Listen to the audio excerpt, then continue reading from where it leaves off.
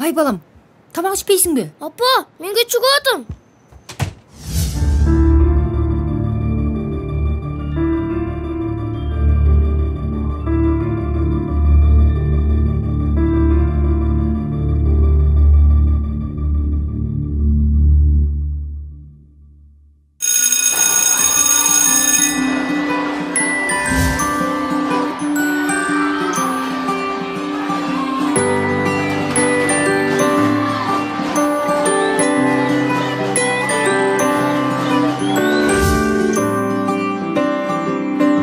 Менин балдарымдын үйдө гана эмес, мектепте де жакшы тамактануусун каалайм.